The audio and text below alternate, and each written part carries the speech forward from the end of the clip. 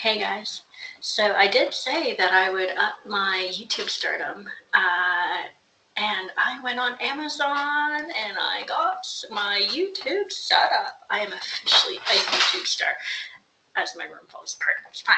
It's growing pains. It's fine. We'll be here. So I'm here to talk about South March BESS again tonight.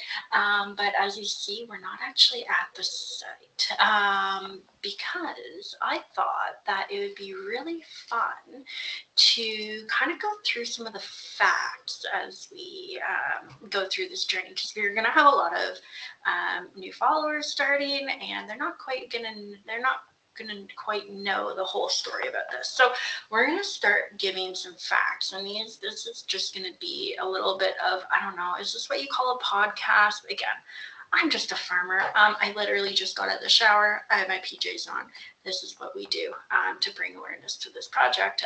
It's not always convenient, and we're not 9 to 5 like Brookfield is. So anyways, so today I thought we would, again, just bear with me. It's going to be our first video, so there are going to be some growing pains.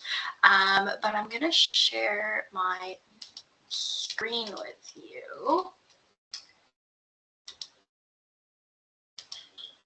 All right, that should share.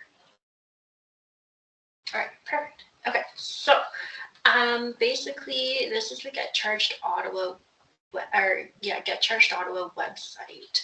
So this is all the information that they have provided us.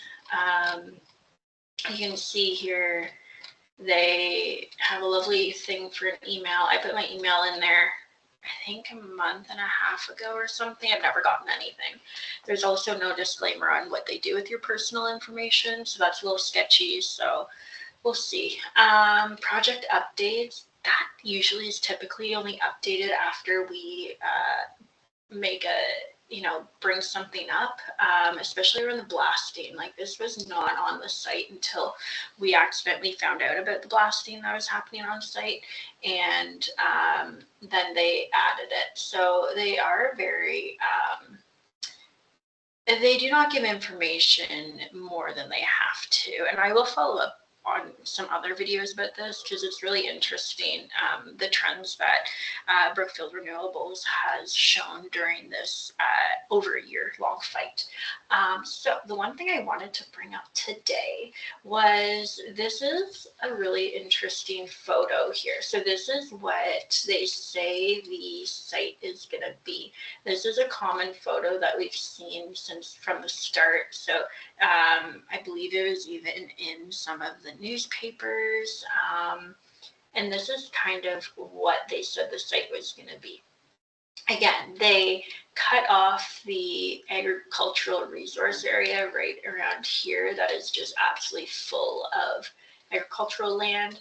And then over here, like, this whole section is actually class 2 land. So there's actually only a small strip here of class 7 land, which makes it pretty viable to be completely absorbed into this agricultural resource area, or this section of the class 2 land actually technically, in my opinion, could actually become its own agricultural resource area because of the sheer size of the class 2 land.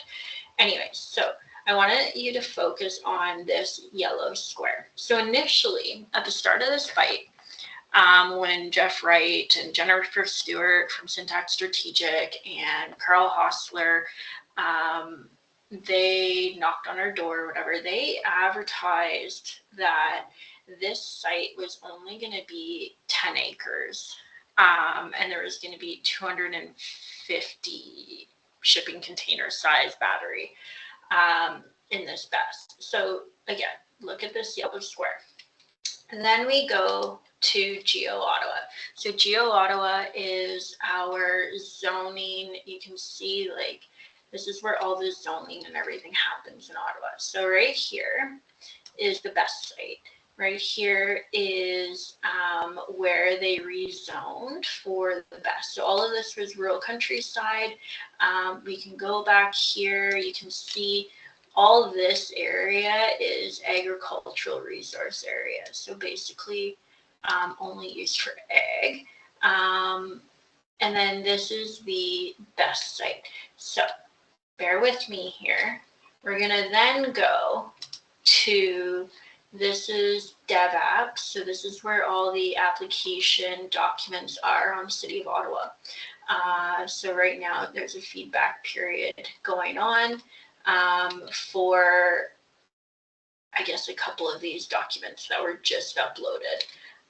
So I clicked on the site plan sheet 1 to show you what the site looks like, but I want you to focus on this section right here. So again, I'm going to just blow it up here. So this is where they say the BESS is going to be. Again, you get a really good view here of the ag resource area and kind of how the agricultural fields kind of continue to go. So this area right here. All right, time for craft time. So I want to show again. So remember this, I'm just going to turn that. So this is the zoning that they applied for. This was the zoning changes, actually 22 hectares. So 22 hectares is, I'd have to check how many acres it is, but significantly more than 22, and significantly more than 10 acres that they had initially suggested. So I did a direct overlay. This is actually where the yellow square is that we saw over here on the Get Charged Ottawa website, and this is the main photo that they're using to advertise for this site. So if you go back, this is the yellow square. This is actually what they zoned. So it is almost double, if not triple, the size of what they advertised to local residents of how big this actually was going to be.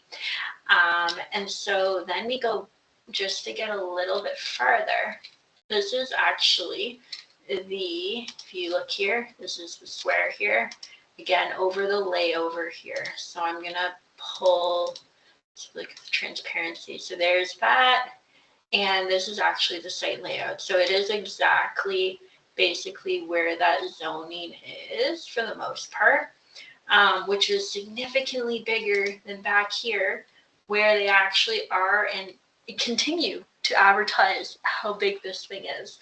So again, we consistently catch Brookfield Renewables in erroneous information in this case, and the City of Ottawa continues to completely just wash their hands from it. They don't ever kind of call them out on it. They don't really deal with it, it seems. We bring this up and it's kind of just put on deaf ears. As we know, like Catherine Kitts in council had noted in the MSR that she was actually scared if she said no to this proposal because she was scared of what the province would do at that point. And again, I can pull those transcripts a little bit later. I'll probably do a video on that as well. But this is really important, and a reminder to everyone that this project has not gone through yet because it isn't before the courts at this point. So there is a GoFundMe page that will be linked below. WCCA is a not-for-profit organization that was created by some other community members, and they have asked me to help fund money for this. So I am kind of raising awareness. So if you do have any extra pennies laying around, please throw them in the bin. Because again, this is not just about us. This is about the bigger problem. Because this is going on all over the province right now, and the ISO is allowing this to happen, and municipalities are allowing this to happen, and these developers, these energy developers are coming in and just absolutely blindsiding these communities with their promises, or even just not even telling communities that they're moving in. So please, this is for the greater good. This is to set a precedence in law on how community consultation needs to be done. And this is to save our environmentally protected area directly behind our water table that we rely on to drink, and water animals that is under the site, and of course all the environmentally and species at risk that are all around this site. So please keep that in mind, and please consider donating to the cause. All right, I'll see you guys later. Thanks for coming for my first run of being my studio YouTube star. We'll have some more coming soon. Take care, everyone.